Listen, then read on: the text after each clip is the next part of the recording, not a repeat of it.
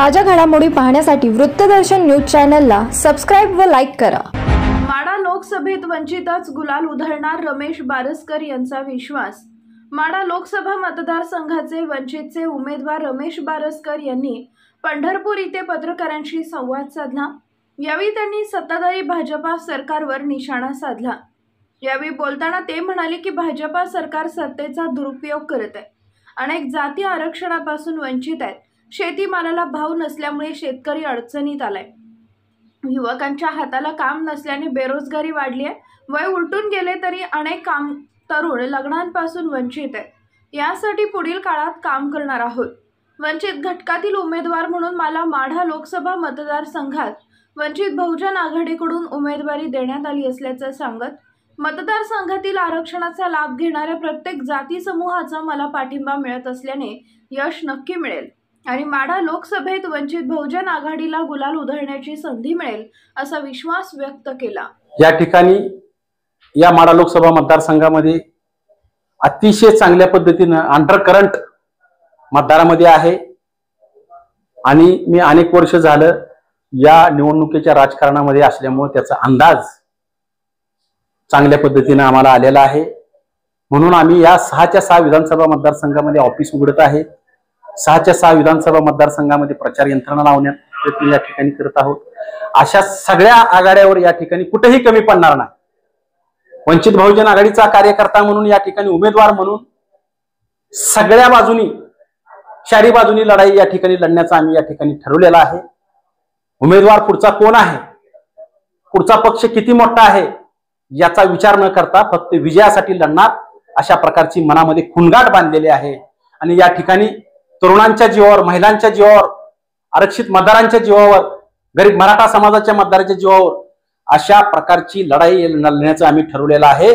आणि हे ना करते सरकार खाली खेचण्याचं आम्ही सगळ्यांनी ठरवल्यामुळं येणाऱ्या 4 मेला या ठिकाणी 4 जूनला या ठिकाणी या देशातलं सरकार गडगडल्याशिवाय राहणार नाही। अनेक प्रस्थापित लोक तुमच्या समोर असणार आहेत।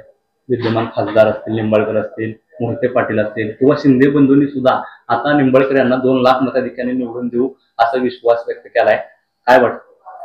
या ठिकाणी मला खरंच या ठिकाणी शिंदे बंधूंना या ठिकाणी सांगावंच वाटतं की स्वतः निवडणुकीमध्ये उभारलेल्या असताना स्वतःला 25,000 मताचा लीड त्या मतदारसंघातून घेऊ शकले नाही आणि दुसऱ्या उमेदवाराला 2 लाखाचा लीड देऊ ही बोलाचीच भात आणि बोलाचीच खडी अशा प्रकारचं वक्तव्य त्यांच्याकडून या ठिकाणी होत आहे। त्यांनी स्वतःच्या मनाला विचारावं की आपण 2 लाख मताचा लीड भाजपच्या उमेदवाराला देऊ शकतो का?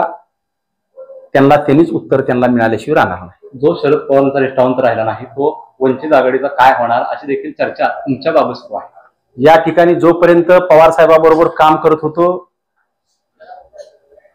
राष्ट्रवादी काँग्रेस पक्षामध्ये सत्तेसाठी दुफळी झाल्यानंतर देखील पवार साहेबांबरोबर एकनिष्ठ राहण्याचं काम त्या ठिकाणी केलेलं आहे। मला दुसरी कुठलीच परीक्षा देण्याची आवश्यकता नाही। सत्ताधारी अनेक प्रकारचं प्रबोधन निधी अमुक तमुक करू म्हणत होते, पण त्या ठिकाणी मी पवार साहेबांची साथ दिली।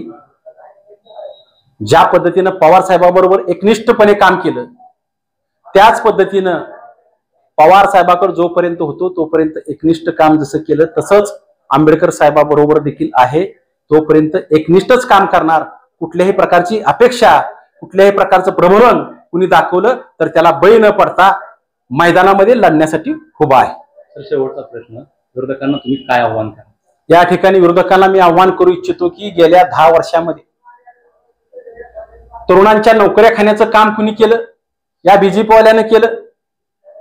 या ठिकाणी कुठल्याही प्रकारची नोकरी नसल्यामुळं तरुण बेकार आहे। या ठिकाणी महिलांना रोजगार नाही, शेतीच्या मालाला योग्य दर नाही आणि त्याचबरोबर रात्रीचा दिवस करून रक्ताचं पाणी करून या माझ्या शेतकरी बांधवांना ऊस पिकवला।